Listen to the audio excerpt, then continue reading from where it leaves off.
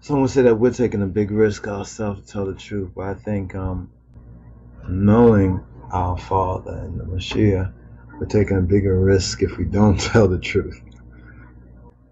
Whoa. How do we, like they say, where do we begin? I think we're going to begin where the Bible began also to speak about this. JFK, John F. Kennedy, President Eisenhower, his military industrial complex speech. One should remember about Eisenhower, so there's a newspaper article that was published concerning Eisenhower, and it was published in the Cleveland Call and Post in June 1954. And this article states that Ike, educated by Selassie during visit, and we're reading this from a book published by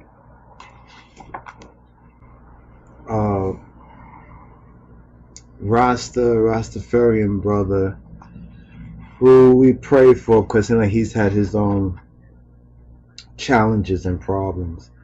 This book was autographed to us by Ross Nathaniel, 74th coronation anniversary. The book is called The 50th Anniversary of His Imperial Majesty Haile Selassie I Visit to the United States, 1954 to 2004. Has various newspaper articles in it to back up, the findings in this particular report. I want to share this with you. There's a couple of interesting newspaper articles that hopefully you can still find in general circulation. The one where Ike is educated by Selassie during visit Washington D.C. says President Eisenhower told his press conference Wednesday that he received from Haile Selassie I, Emperor of Ethiopia, a very elementary education before he should have had before, which he should have had before. Excuse us for some of the outside sounds. Once again, Ike is educated by Selassie during visit Washington D.C. It says President Eisenhower told his press conference Wednesday that he received from Haile Selassie I, Emperor of Ethiopia, a very elementary education which he should have had before. Mr. Eisenhower made his statements when he was asked if he cared to comment upon the emperor's visit. He would say this: not only did he have a very interesting visit with the emperor, but a very enlightening one, Mr. Eisenhower replied.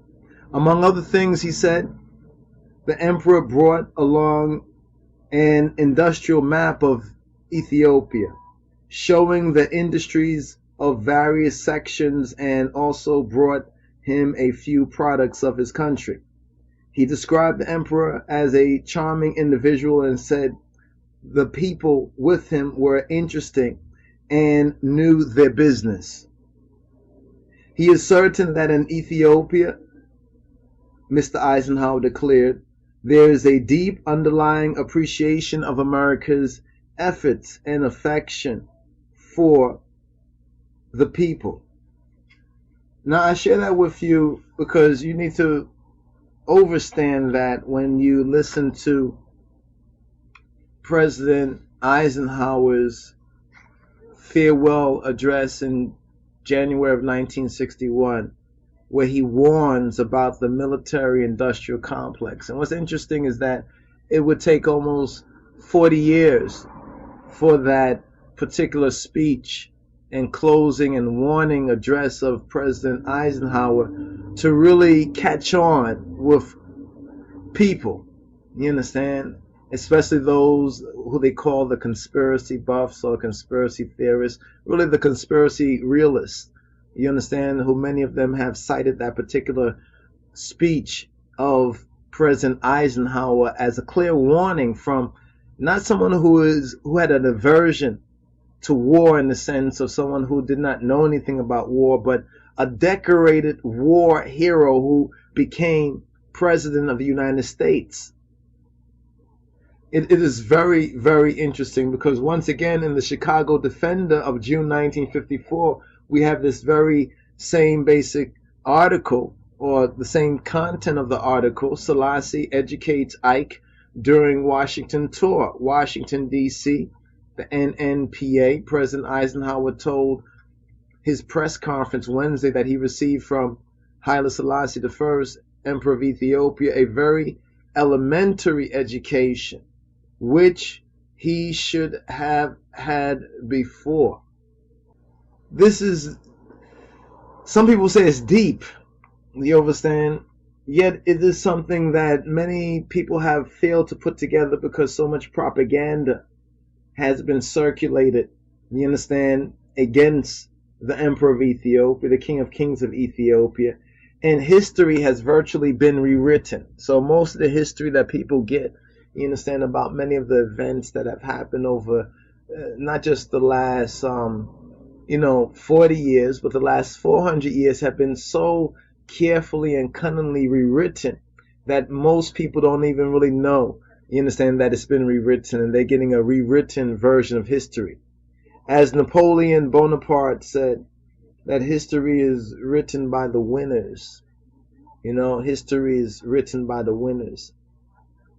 So we want to touch on a couple of key events and ask you all who do your research to investigate these matters for yourself before you just jump up and, join one side or the next side, or say it's all false, Haile Selassie a murderer, autocrat, wicked autocrat, it's garbage. This is pure garbage. You understand? There's no facts to it. He robbed his country. No facts. All even over the years. He starved his people. All that has been disproven over the years. This is why they don't bring up these things. Only some fools, basically, who haven't gotten the update, who didn't see the retraction written on, at the end of the newspaper, concerning these matters. We want to touch on President Kennedy, JFK, because a lot has been made over the years about the conspiracy, this conspiracy theory of Kennedy. There's a documentary, I think Alex Jones has something to do with this documentary about JFK and the Bush connection that shows, the Bush and family and the Nazi family connection and the different ones who are part of the Kennedy entourage, how even Kennedy, had a premonition of his being assassinated.